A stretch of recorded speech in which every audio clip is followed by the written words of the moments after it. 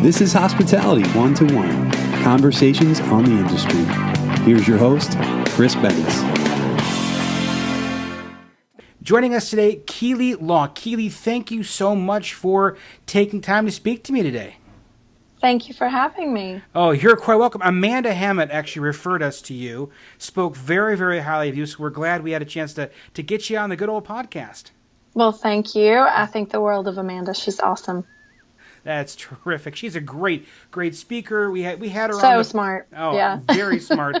We actually had her on the Hospitality 1-to-1 podcast recently. If you haven't had a chance to listen to her conversation, be sure to check it out again. It's on hospitality1to1.com. Great listen.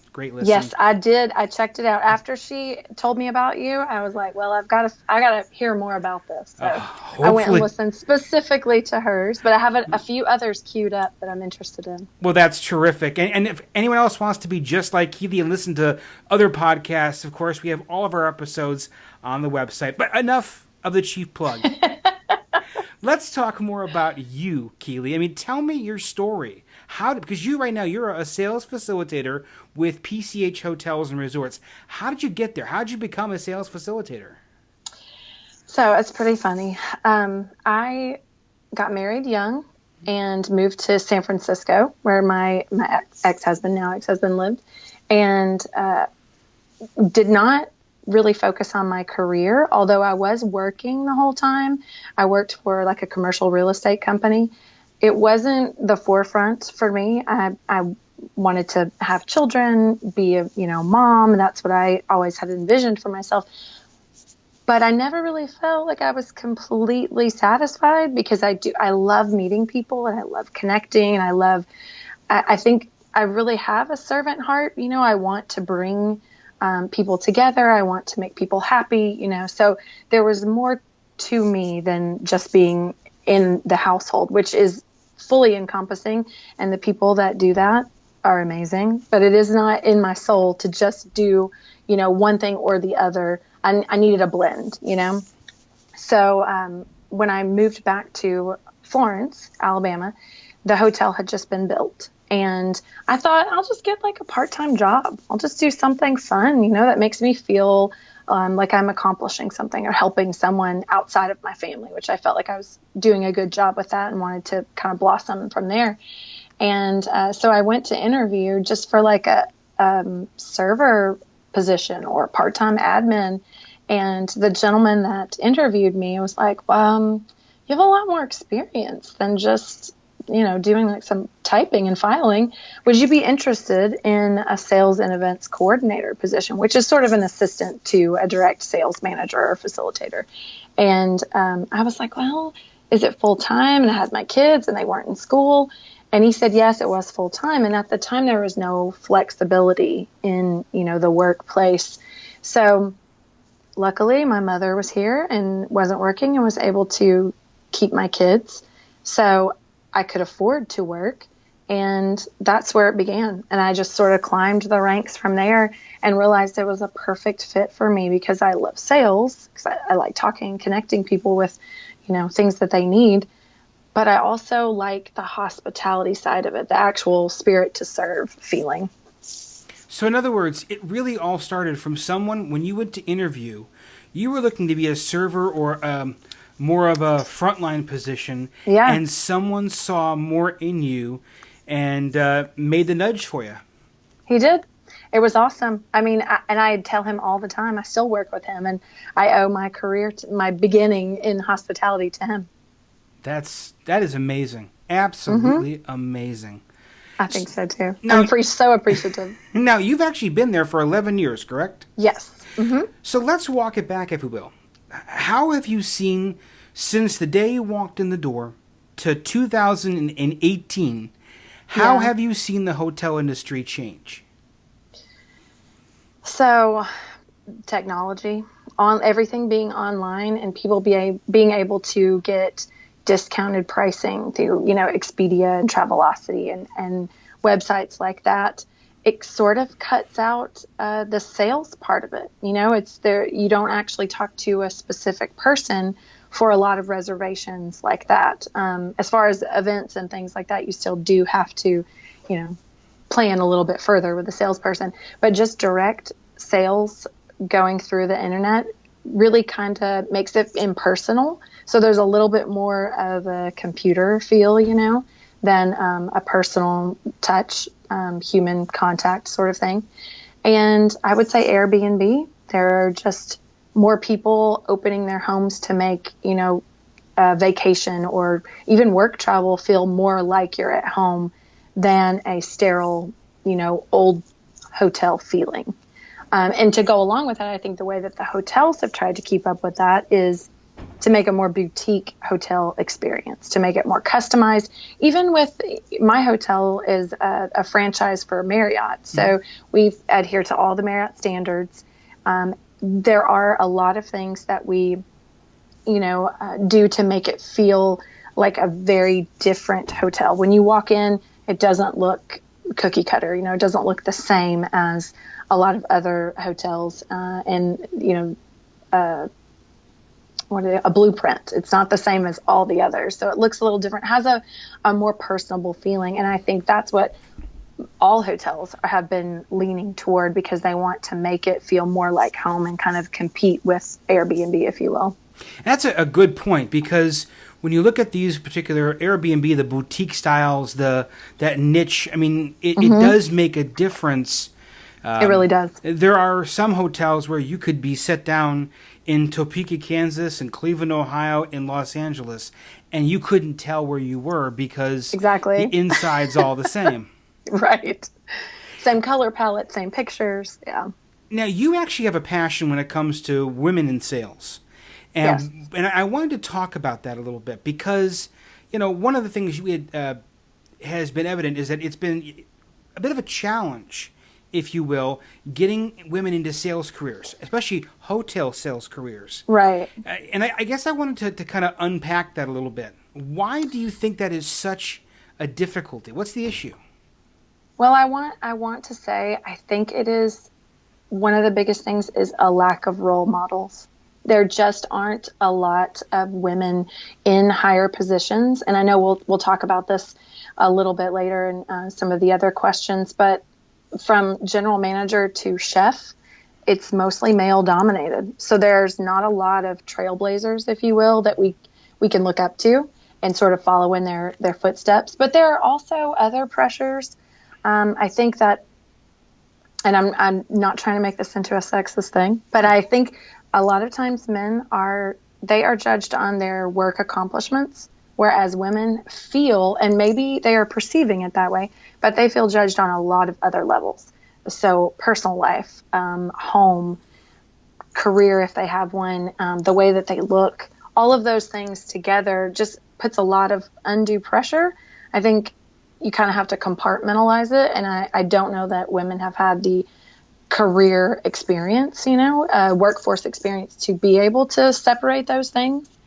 And traditionally, women are not good at taking credit for their achievements and sort of tooting their own horn, to even do that in an interview to get a job or feel like they have enough experience to go to an interview. And at that interview, I think a lot of times men are expected to talk about the future and what they can bring to the company, but women have to sort of unpack all of their failures and talk about how they, rose from the ashes and will go on to do other things, but they kind of have to prove themselves. You know what I mean? Yeah. And a lot of times men, because they already have trailblazers, don't have that obstacle. So, where do you think, you brought up an interesting point. You said women necessarily don't like to toot their own horn, if you will. Mm-hmm. Why do you think that is? What's inherently different? What's the roadblock that keeps them from wanting to do that? I think because women have traditionally had subservient roles, and I don't mean it in a negative way, a more of a service role, if you will, and a humble sort of setting. They're behind the scenes. If, I'm talking 40s, 50s mentality when men worked, women were at home. So their accomplishments weren't seen by the world. If their kid did well in school, that they might get a pat on the back for being a great mom and raising them well, but everything that they did right and everything that that made their, household run smoothly, no one really saw it except for their family, and it wasn't like anybody out in, at the bank was going to give you a medal for paying your bills, like sending your bills in on time or, anything like that. You don't get those sort of pats on the back. Whereas men were at work and it was a much more open environment where it was seen. All their, achievements were noticed and given recognition. So I think that is the biggest divide that's been changing, over the years. Every decade it gets a little better. There's more women in the workforce, more opportunity for them to showcase their talents and be recognized for it. But I think women just haven't caught on to putting it out there themselves. They may still be waiting for someone to recognize them instead of them saying, hey, look what I did. So we're going to go more into this and more about different steps as we move on, but that's probably a good point to ask. You are a woman in the hotel industry, in sales, for example, and you hear this and you're going, absolutely, this is exactly how I feel. Yeah. What's the first step? How do you kind of stick your foot out there? How do you raise your hand and go, listen, look what I'm doing? What's the first thing someone can do to make themselves known? I think the best thing for you yourself in order to build on that recognition just for yourself is make lists. Mm-hmm. List everything that you have done that is of value to yourself, to your career, to your job, your company, all of those things. Just keep a running note of it. You can use Evernote on your phone, just keep a tally. And then when you have your annual review, bring that list out and show your supervisor this, these are the things I've done. This is what I've brought to the table. And all along, before you even go into your review, you can look at those things to remind yourself, especially when you have a rough day, you lose a really great contract or something like that. You can say, okay, well, this didn't work, but look at these other things I've done. Whenever you get an award or a medal, display it, put it up on your wall, remind yourself, remind the people that are walking by and coming into your office that you're an asset, that you are, bring a lot to the table. So those are visual cues for yourself and for your, coworkers and supervisor. And then I'm just going to put myself in an example here. When your company is, maybe a general manager or the director of sales is talking about, all the revenue we made this year and how great the room nights are through the roof and all of that, take a bow, like literally stand up and say, you're welcome. I mean, it was a team effort. We all pitched in. I'm part of the team. You make sure that they know you had a large role in that. You don't have to go that far, but you know what I mean. Yeah. Just take credit where credit is due. I think the little things for women are going to be those visual cues of putting up your awards, keeping notes, telling your supervisor, because those things won't go unnoticed. Now, we've been focusing a lot on the hospitality industry because, of course, that's what the podcast is, but wanted to look at this from an overview, higher level, if you will.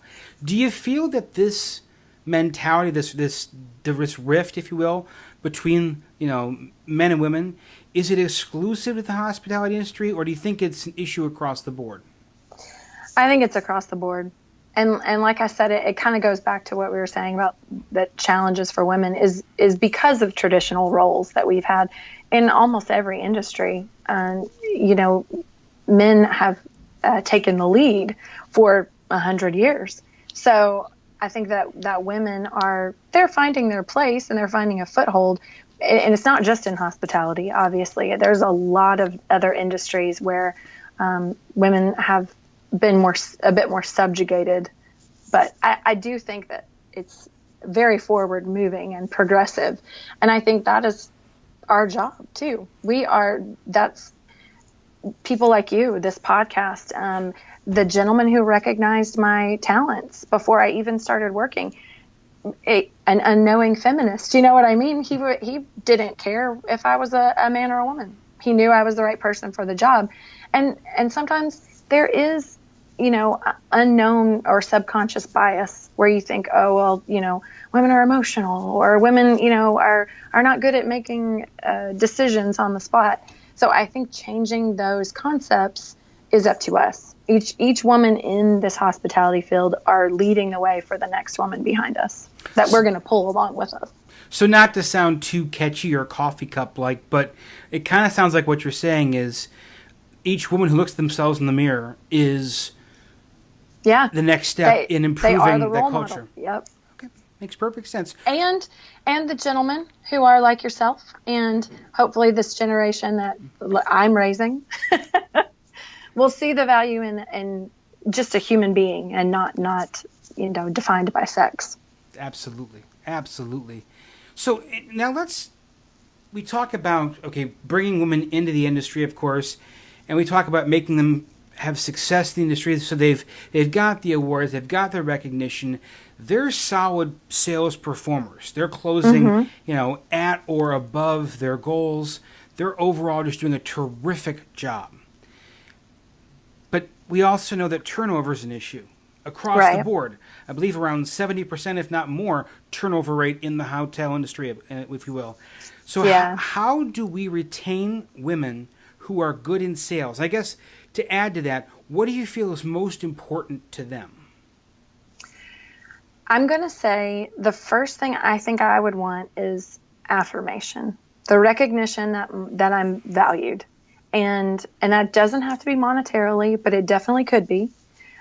Just knowing that you have a place and that your role is vital is a big deal in retaining anyone at any company anywhere. And I think the more concrete things like competitive benefits and flexibility with your work schedule, paid time off, those are huge. And I know that millennials are really they're pushing that edge for us. They are negotiating with paid time off and those competitive benefits.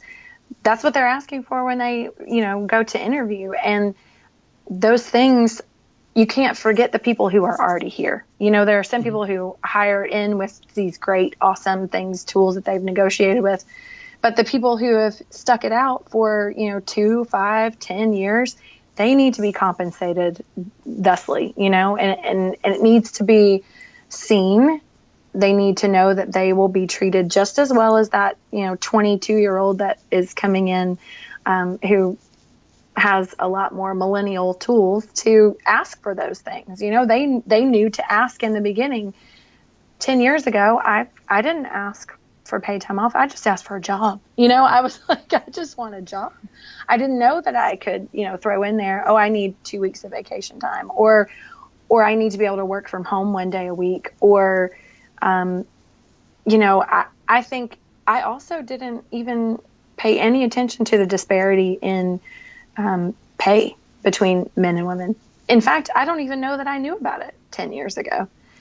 I don't think it was something that registered in my mind, and it's a lot more prevalent now. People know about it, that it was prevalent, I should say. It's becoming a little bit better.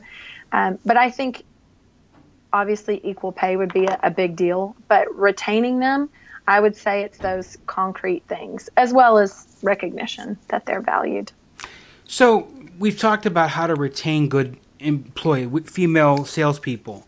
Now let's look at this from a management standpoint, all right? Mm-hmm. We always like to talk about employer brand and helping with the culture. So if you're a hotel management company, manager, GM, director of sales, whatever it may be, and you are taking a quick audit of your current culture and you feel like not everything's adding up. You'd like to improve that culture for your female sales team. What's the first thing? What's the number one thing you should probably look at doing to make the biggest impact on your workforce? I think ask them, talk to them, make task groups, to talk about specific issues, things that if you're a general manager and you've noticed something lacking, you can kind of get the ball rolling with that. And putting those people together to talk about things, it doesn't matter if they're in sales or they work at the front desk or they work in the restaurant. There are some issues that are going to overlap and people are going to share the same, things that they think are lacking as well. And if you can get a focus group together, if you will, of those employees that you do, think that they can be level-headed and make a sort of a headway with a larger group, get that focus group together and talk about them and start with what they think the issues are that are causing the issue you see. If you think someone is lacking in customer service, why? What's happened? Was there a failure in training? Was there, is there, some kind of pervasive attitude that's just kind of running rampant in that department? And I think if you don't ask them, you're not going to get the full picture. You're going to get the overview, and that's all. It's great. So basically get the feedback from people, utilize that feedback to create an action plan, if you will. Yeah. And I think that's the building blocks right there. And I'm going to use Marriott as an example. We have a program called The Art of Hosting, which is our brand of hospitality. Mm-hmm. And we do things a little bit differently. I mean, you can read the Spirit to Serve book, and a lot of things are in that. But if some of those things, we do that at orientation when people begin working. And there's a lot of information that happens in the very beginning of a job. So maybe some of those things are being forgotten, or some of those steps are, not being taken. It doesn't hurt to have a refresher course. It doesn't hurt to remind people. And in that art of hosting, we talk about how important each person's role is, because we wear our name tags. Anybody in the hotel can see you and what you're doing well and what you may not be doing as well as should, is expected. And so you can be called out on that. So it's a way of giving you the empowerment to go above and beyond. Here's your toolkit. Here's how, we would like you to process, a problem, or how to connect with a customer, or how to read guest cues. You have to give people, a workbook to start from. So I think sometimes the breakdown happens when they've had a lot of time in between when they receive that training, or possibly, some things have happened that they feel like maybe there's a breakdown in communication somewhere and they weren't being heard. Great advice. Very, very insightful. Now, let's take the crystal ball, bring it out and put it on the table, if we will. Because we all know that we can all tell the future, of course. But in your best, I guess, estimate, given your knowledge, your experience, what do you think the future holds for women in the hospitality industry? Well, we did sort of talk about everyone being a trailblazer. And I do think that this will change in most industries. But I do think hospitality is a perfect fit for women. One, we are inherently good listeners, and it really takes a lot of listening to get on the same level with your customer, your client. And so it's a perfect industry for women to thrive in. They just don't always feel like that's a place to start. So being given an opportunity is a big deal. But I think in the future, because we're all taking the lead, like we talked about earlier, each one of us women are taking the lead in being a role model. I think that will lead the industry more toward a more even split 50-50, because we, of course, need our gentlemen. So you can't leave them out. But, everybody needs to have that they feel like they have a place. So the trailblazers are going to set the future for us when it comes to I think so. The industry. And I have to say, here at my hotel, there are some positions that you would think would traditionally be men, such as our head of security is a woman. So when you see things like that, you're like, oh, it is possible. It can be done. It's not so far out of the realm. And that to me it's visual. It's a visual cue. Like I said, that's a place I could be. So let's talk to the younger generation. We talked about millennials. Let's talk about even younger generation when it comes to those who perhaps are either still in high school and have this aspiration of maybe being in the hospitality industry, maybe in college and engaged in a hospitality major, if you will, or those who are fresh in their career. If you could look at a young girl who's looking to get in this industry or who's just starting out in the industry, what advice would you have for them? That's so funny. It hits home. I have a 16-year-old daughter, and although she's not thinking about hospitality per se. She is looking into the culinary world, which, hotels have that in them. And so she's always talked about working here as part of her, her first job in the culinary world. And so I've done a lot of talking to her about this subject in specific. I think you really need a mentor. Everyone needs a mentor. And I think for young women, you need a male and a female mentor. You need someone who's going to give you need both sides so you get a well-rounded picture. And it can be a chef, that's been your professor for her. That's what I told her. It can be a director of restaurants, just people who are close enough to your specific career path, but will give you a broader overview of, what you may not be able to see, and tell you the things that they think are vital to your position and to you being able to move up from that, I also think a really big deal is to have a strategic alliance. Other people call them other things, maybe a sponsor or supporter of some kind, but there's someone who's not necessarily a mentor, but definitely someone that you connect with, or your ideals resonate with them. But they need to be a strong supporter of you and willing to connect you to the right people.